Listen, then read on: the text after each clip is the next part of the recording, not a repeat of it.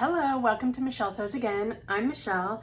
Today I get to share something with you that I think is really exciting. I am ambassador, for lack of a better word, for the hashtag SewFrugal22 challenge that's being hosted by Ruanne from the Yorkshire Sew Girl and Sam from Frugalissima. And my role is to help get you excited about it, let you know about it, spread the word, and maybe inspire you with some free patterns. So if that sounds interesting to you, then stay tuned. Okay, so to start off, I'm gonna tell you a little bit about the challenge and we'll go from there. All right, so this challenge is called hashtag SewFrugal22. It's, as I mentioned already, it's hosted by Sam from Frugalissima and Ruanne from the Yorkshire Sew Girl. They hosted a similar challenge last year in March, and it was called hashtag Frugal Frocks. And I joined it because I thought Frugal Frocks sounded like fun. If you weren't already aware, in the UK, a frock is a dress. So the challenge was really limited to finding a free pattern for a dress and using fabric from your stash. This year, they're opening it up to all garment types, and so they needed to change the name of the challenge, hence the name SewFrugal22. So the challenge is basically finding a free pattern that is available to anyone. So they would rather you not use maybe a free pattern that you got as a gift or that you inherited or that came in a magazine or a book. Honestly, if it came in a magazine or a book, you paid for either the magazine or the book, so it's technically not free. So really it's going to be patterns that you can download off the internet, which would be in PDF form. Some of them are available to send to a print shop. Some of them are not, and you have to paste them together. You just have to figure out which one is your preference. Yeah, so that's the goal, is to use a free pattern that is available to anyone widely. The second rule is to use fabric from your stash. So things that you already own, they are not encouraging you to go out and do one last fabric haul before March starts. But theoretically, any fabric that you had in your stash by March 1st is eligible for the challenge. But they are encouraging you, like if you have your oldest fabric and you want to use that, like that could be kind of cool, right? It's kind of you're not forced to do anything. But it's kind of making you think about using things that have been in your stash for a while. The third thing is it does need to be a garment. They will not be accepting entries that are accessories. Garments for your dog aren't going to count. It does need to be for a human. It can be any human, doesn't have to be yourself, but a garment for a human is what it needs to be. And they're asking that you post your final make on March 31st and not really before, because that makes it really difficult for them to track. And if you want to post your work in progress, so as you're going, then they ask you to use the hashtag SewFrugal22 WIP for WIP. That way that distinguishes those postings from the final makes so that they have less pages and pages to scroll through when they're trying to put your name in the hat for a prize. So just to put it in context, last year they had 30 sewing vloggers that helped them get the word out. This year they have 70. So you're going to see 2 videos a day. If you're interested, then, follow the hashtag SewFrugal22 on YouTube, and you will see 2 videos every day that are dedicated to spreading the word, giving you some inspiration, and letting you know about some free patterns. But they're asking you not to use that hashtag for a work in progress. Last year they had 700 entries. So if the vlogging group has more than doubled, my guess is the entries are going to increase substantially. So let's try and help them so they don't have too many to scroll through on the 31st, and wait and post your final make on March 31st. That would be very helpful. They do have prizes. They're not all sorted out yet, but they do have a list of sponsors. So I'll post some images here of some of the sponsors. I think there's all the logistics I need to get out of the way. So now let's just jump into it. All right, so like I said, I'm an ambassador,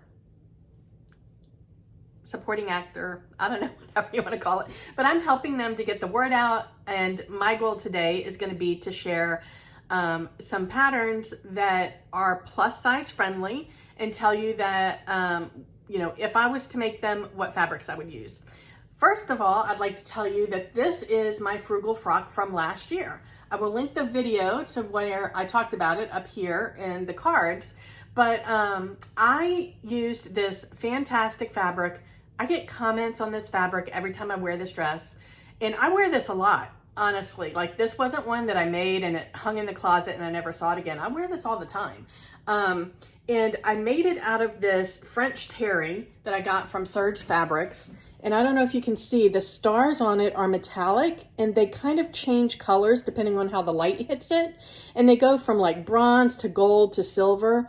And I know you guys love this fabric, and guess what? It's still available. I bought this in 2020 and they still have it available. It's at Serge Fabrics. I will put a link in the description box. It is right now, as I looked at it today, it's $8.49 a yard. So I love it. The only thing that I would change if I made this again would be the cuffs. I made them a little bit tight, so it's hard to pull them up. But this is a self-drafted dress made from an old hoodie that I had that I was going to get rid of, and I followed a tutorial from Marcy Harriel, and I will link that tutorial in the description box below because that counts. That is a video that's available to anybody who watches YouTube. So it's not a pattern you had to download. She shows you how to trace out from an old hoodie that you have in your closet to clone it to then like lengthen it and make a dress. So that's in the description box. Today, I get to partner with Adam from Adam Sews. He is the second vlogger today. So there's two every day, like I mentioned, and today it's me and Adam. Yesterday, it was Halesmore Sewing, who is hosting the Sew Your Colors Challenge for the year.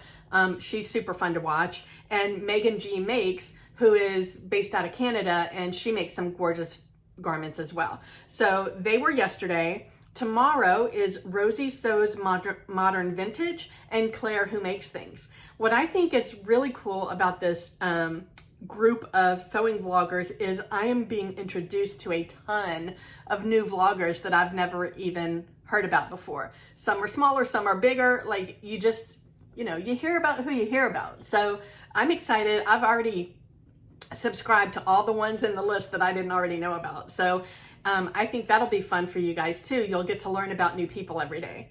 All right, so are you ready to get into it? I'll tell you about my ideas. I have 5 free patterns to share with you that I am contemplating making for the challenge. The first one I've actually already made, so that this particular make doesn't count, but I'll tell you about it anyway. All right, so I made this is the everyday dress from Peppermint Magazine and in the folds. And I made it using 3 pieces of my ice dyed fabric that I had in my stash. So this first one is a fabric that I used all of my pink dyes on, and you can see some of them split out into some oranges, but there's different shades of pink in here. Broke out into some oranges, some purples, and I think it came out really fun. On the back was a fabric that I used a lot of blues on, and I did a different fold. You can see it's a little bit more linear, and that one's a lot of fun. And for the facings, I used a fabric that I used a bunch of greens on. The everyday dress sizing, the bust, so if you follow the body measurement chart, for me, the ease that was in the finished garment was way more than than I felt attractive in.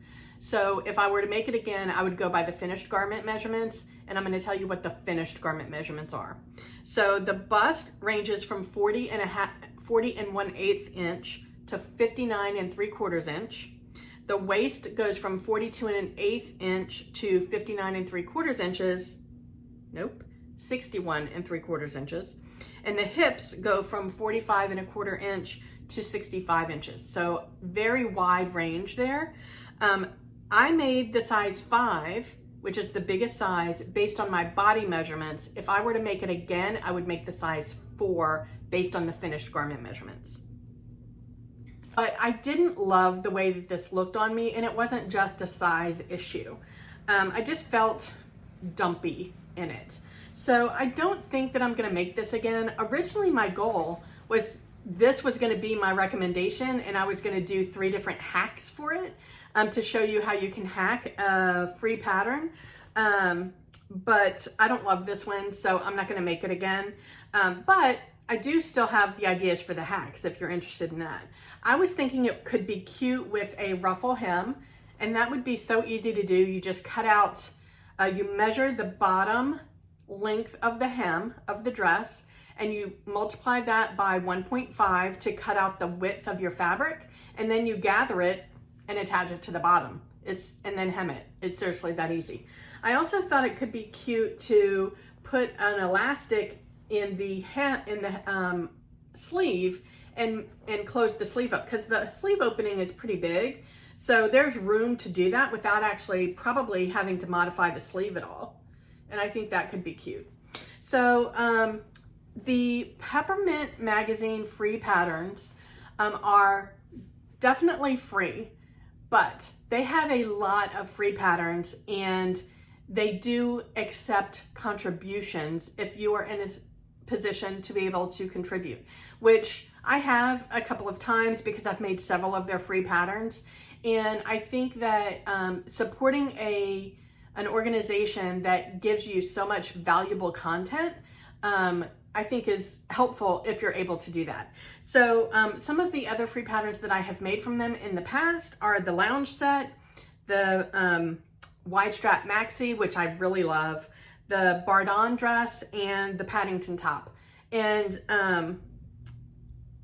I gotta be honest, I feel like every time I make a pattern using the body measurement chart, they all come out a little bit big. So just food for thought. Look, they do offer the finished measurements. So I do think the next time I make a free pattern from Peppermint, I will use the finished measurement chart to decide how much ease I want in my garment, because the ease that they make tends to be too much for somebody in my size. So that's that. I will tell you that just because I don't like that dress on me doesn't mean I don't recommend it, because if you go on Instagram and follow the hashtag Peppermint Everyday Dress, you will see over 700 posts of some really beautiful dresses that look amazing on people. So I'm not trying to discourage you from making that. I think that it could be a really nice pattern for a lot of people. It didn't work for me. All right, the next option on my list is the Clinia, I don't know if I'm saying that right, the Clinia Blouse from Mood Society. I had actually downloaded this pattern quite a while ago, and I haven't made it yet. Mood Society has a ton of free patterns, and the vast majority of them, I believe, are very size inclusive.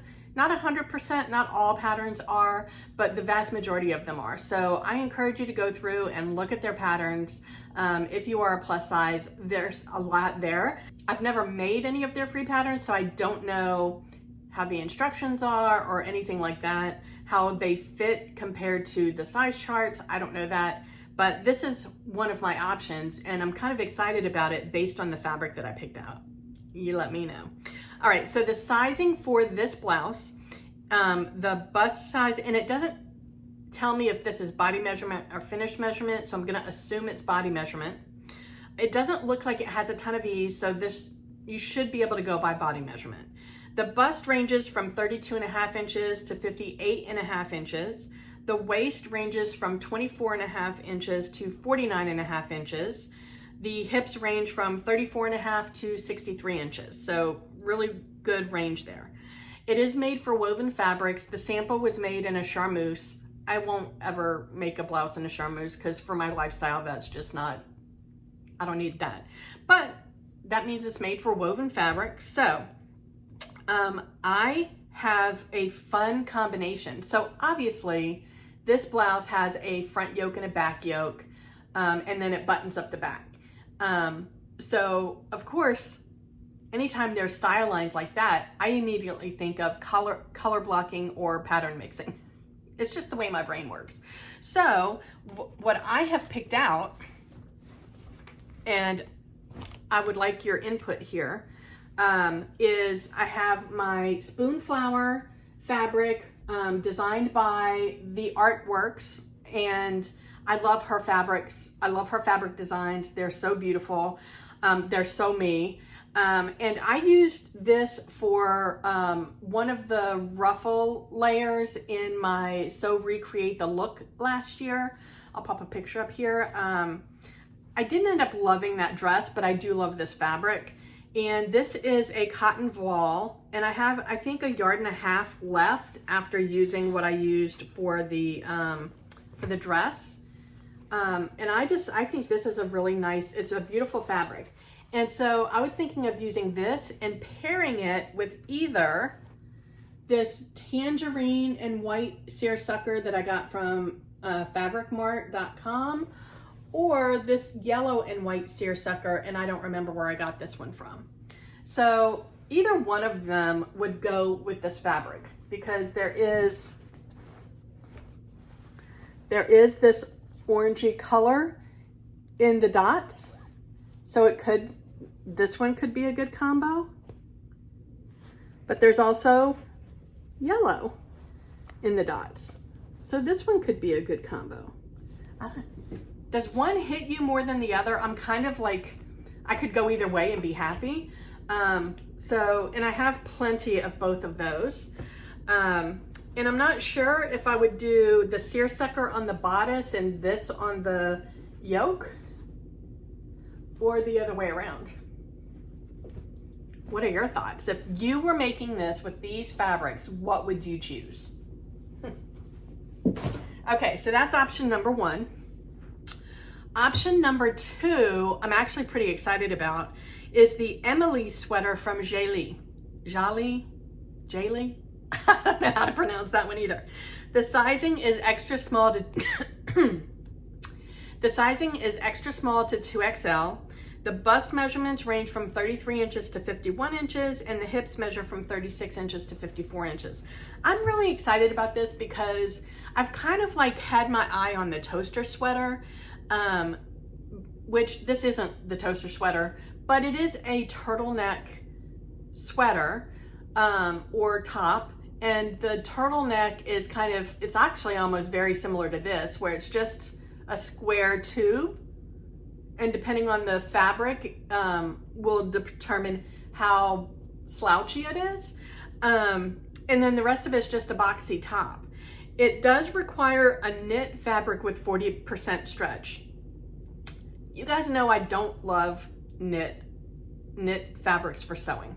It's not my thing. I don't wear a lot of, as I'm sitting here in this, I don't wear a lot of knits. But I don't understand, I think, if something doesn't have negative ease, if a pattern doesn't have negative ease, then why does the stretch percent matter? I don't understand that. If somebody could please explain that. I will Google it myself, so I'll look it up, but I don't understand that. I would love any input you have on that. Regardless, I have two different fabric ideas if I end up making this one. The first one is this leopard print corduroy knit fabric that I got that was not what I was expecting. When I ordered this from Miley May Fabrics, it didn't say knit in the description. It said it down, let me rephrase that. It didn't say knit. It didn't say that it was a knit corduroy in the header description. It did down in the box, but of course I didn't read that far down. So I was expecting this to be like real corduroy, like woven based corduroy, and it's not. It's a knit fabric. So to me, this is a rib knit. Like, I don't understand the difference between a rib knit and a corduroy knit. Am I being dense? Anyway, it's a beautiful fabric. I just ordered a lot more of it than I would have had I known it was knit and not woven, because I was planning on making some overalls with this as a corduroy. Anyway, I was thinking this could make a really pretty Emily sweater from Jaylee. What do you think? And to me, I've said it before, animal prints are a neutral, so I will wear this with just about anything. So that's one option.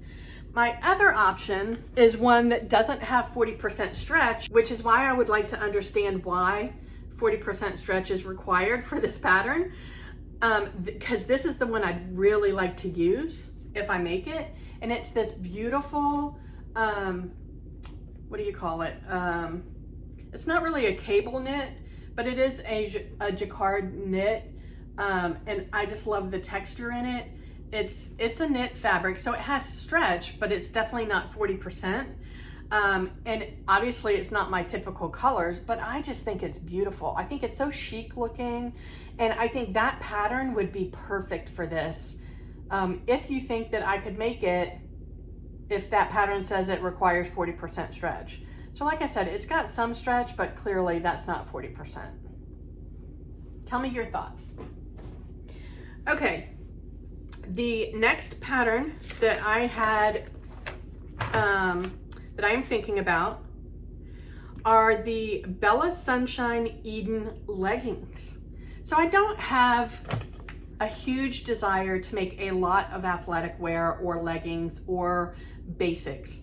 I probably have 20 pairs of basic black leggings in my drawer, and I wear them every day. That's what I wear to work, and I put on a nice top because nobody ever sees my bottom half, and I want to be comfortable. So I have plenty of leggings. I don't need more, but I thought it could be fun, so maybe I'll give it a try. And these leggings looked like they would be easy. They are rated as an absolute beginner. On the website, they charge for it, but if you go to their Facebook page, you can get a coupon code that you enter at checkout that would make these free. So that's why they're free. And it has a yoga waistband. There are 3 different rise options. There's super high, high, and mid. There's 2 different lengths, capri and pant. I would make the capri length.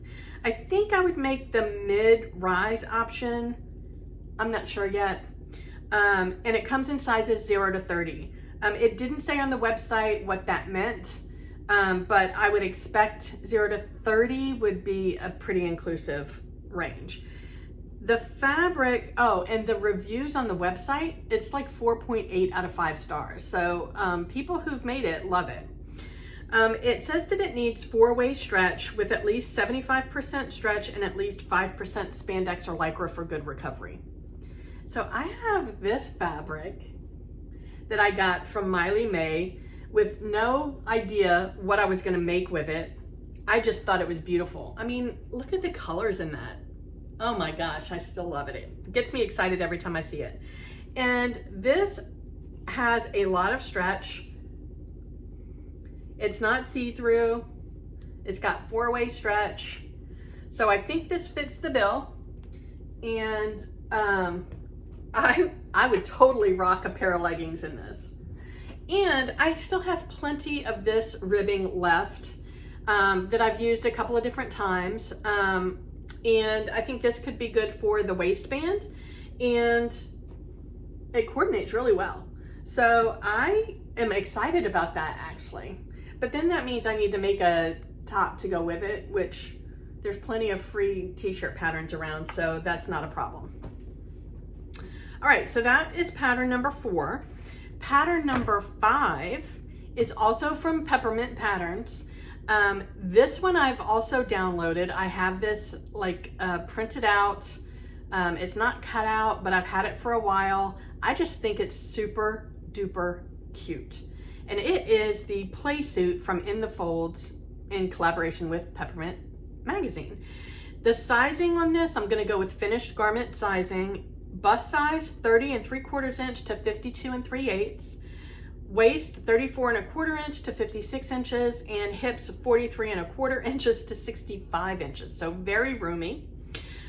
The fabric idea that I have for this is fabric that I bought on my Sewcation last year that just catches my eye. Every time I scan my fabric stash, my eyes zero in on this because it is so vibrant. It is so much fun. And I think this would be a fantastic play suit from Peppermint Magazine. What do you think? I even have this, if I have to make a top to go with it. How cute would that be? Oh my gosh. So many options, so many options. All right, so those are the options that I am thinking about for the Sew Frugal 22 challenge. I don't know which one I'm gonna make. I might make more than one, who knows? But I would love to know, tell me in the comments, are you participating in the challenge? If you are, have you already decided what you're gonna make?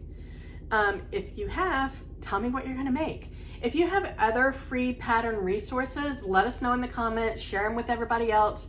I am going to list in the description box. I think I have 4 different websites. I have 5 different websites that have a full list of plus size free patterns for you to go through and scroll through and see what you want to make. The first one, Broad in the Seams, has the most. They have, I'm pretty sure it's like over 200 different plus size free patterns. Then there's 4 other options. I'm gonna put them all in the description box and you just go and search to your heart's content. Just fair warning, once you start searching free patterns, you're going down a rabbit hole that's gonna take you a few hours to get out of. Anyway, so make sure that you follow the hashtag on Instagram. So follow the hashtag SewFrugal22WIP so you can see everybody's work in progress, and then follow the hashtag SewFrugal22 so you can see everybody's final makes on March 31st. And make sure that you follow the hashtag SewFrugal22 on YouTube. That way you can see all of the content creators that are sharing inspiration for you throughout the, I think it started on Saturday, this past Saturday, and it's going through the 3rd week of March. Or it's ending a week before the end of March, so that gives everybody time to be inspired and make something. So there will be 2 videos every day on YouTube from somebody that is sharing their ideas. So if that sounds interesting to you, then you should follow the hashtag. If you liked this video, then maybe you'll like this one. And wherever you are, I hope the weather's amazing. I hope you're able to get some sewing in, and I will talk to you next time. Bye.